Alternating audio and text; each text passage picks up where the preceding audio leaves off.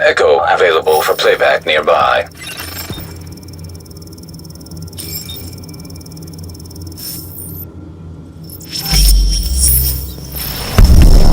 Well, here I am, Aaron Keener, the First Wave's prodigal son. Normally I'd do this face-to-face, but I'm not 100% sure which way you'll jump. You act one way when Ms. Lau is watching, and another way entirely when you're off the leash. That's an interesting contradiction. You see, I think that deep down, you get it. You know, the old rules, laws, governments, those things died on Black Friday. But the feral PMCs, the convicts, the ones smart enough and good enough to take what they need, they'll survive. Me? I'm gonna prosper. Oh, you could too, but you took an oath, right? You got a duty. Those are both ways of saying that your conscience is fucking you. You ask yourself, who has earned a right to tell you what to do? Do you know how many agents died to hold the dark zone just for the brass to give up and put a wall around it? You don't believe me? You should check the place out for yourself.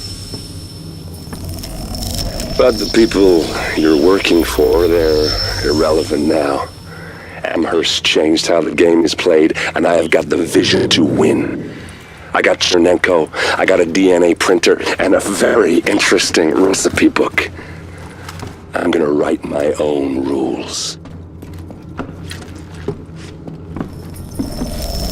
You should think about getting in on this thing. I'll be seeing you.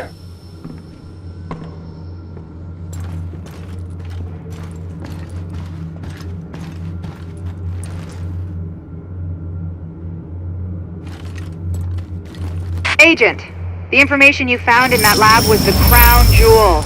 I think we can break this thing now. But we've got some more information. A voice from the grave. Listen to what Amherst has to say.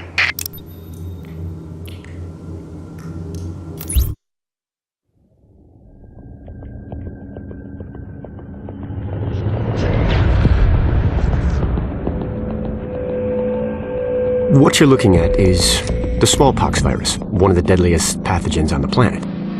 For centuries, it did a wonderful job of helping keep the human population in check. But times change, and sometimes Mother Nature needs a hand in improving her creations. Like, say, speeding them up a little bit, making them contagious when they should be quietly incubating in a host, or making them more lethal.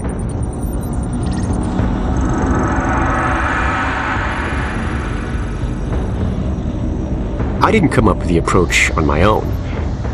My friend Vitaly is one of the pioneers in the field, and the idea has been around for years. Genome as data. You see, once we digitized DNA, we made it infinitely mutable. We could do 1,000 virtual variations in the time it used to take to grow a one-lab-grade generation of pathogens. And we could pick the best, most lethal combinations and make them real. That's how you make a killer virus, you see. Mix in genetic code from other diseases, and you move the sliders all the way up on lethality and virulence. The goal was a 90% mortality rate. I'm not sure my green poison is going to quite hit that, but honestly, that's just details. As long as most of humanity goes, the Earth stands a fighting chance. Technically, technology is what's killing the planet. But that's not really the case. It's the greed that drives the technology. But a funny thing happened on the way to $100 genome maps and 3D printed plastic toys. Someone figured out those technologies could be repurposed, modified for the greater good. Me.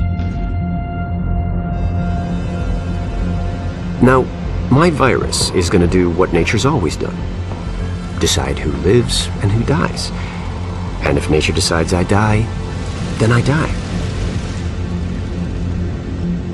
If nothing else, I'll have a lot of company. Natural selection at its finest, helped along by a little unnatural genetic manipulation. It's all data, really. Life's just a method of processing it. The same way I processed the smallpox genome on my laptop. And who's to say that wasn't the plan all along? If, by some miracle, you survive green poison, then nature's decided you deserve to live. The rest of us shouldn't and won't. Godspeed. I'll see you in hell.